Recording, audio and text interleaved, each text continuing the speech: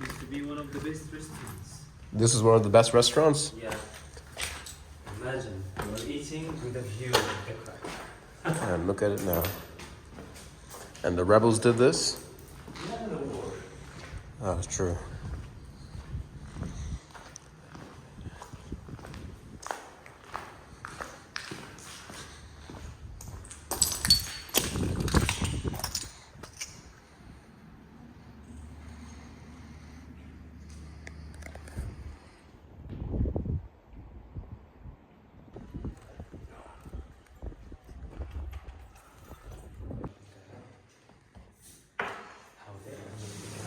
Now these, as you see, for the carts. If they Oh, want yeah. to drive the carts, bring the food, or...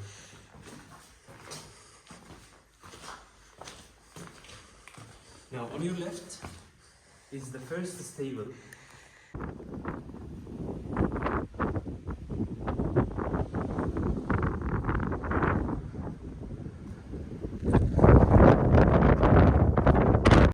Yeah, so they had the arrow slits and they rounded them out for the snipers, the rebel snipers during the war, who took control of the castle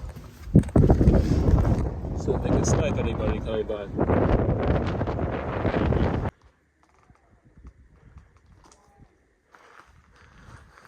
And so we're about to enter the nicest room in the castle?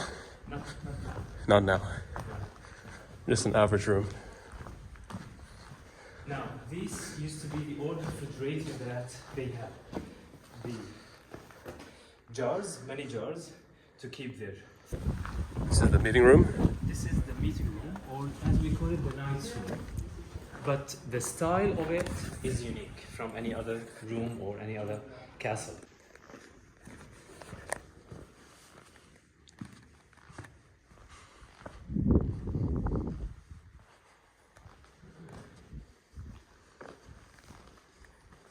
This is the chapel.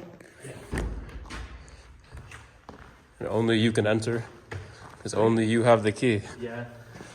Perks of having the best tour guide in Syria.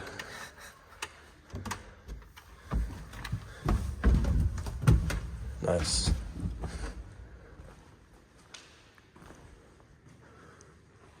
So this is where Richard the Lionheart prayed. Used to be, yeah, he came once. And he visited the Krak.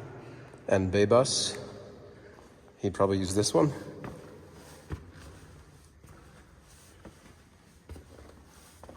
Huge fire in this place. Fire. It's to a fresco there. Oh, it's too bad. Oh, those are the frescoes that Hungary is restoring. You can kind of see it, yeah. Training hall.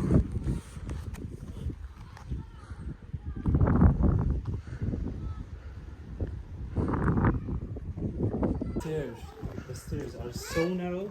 Why? Because if they attack, they don't have much space to go all of them. I can't go with you. It's so high. I'm sorry. Oh, no problem. But you will go the first room, then go up to the second room. You will see the highest point of the castle. Perfect. It's the penthouse for the commander, the Knights Templar, and Knights Hospitaller, and Mamluks.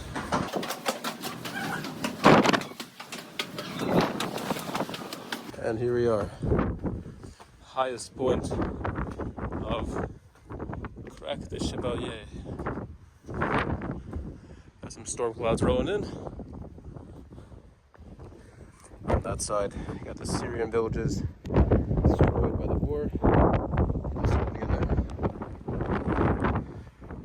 There's the restaurant.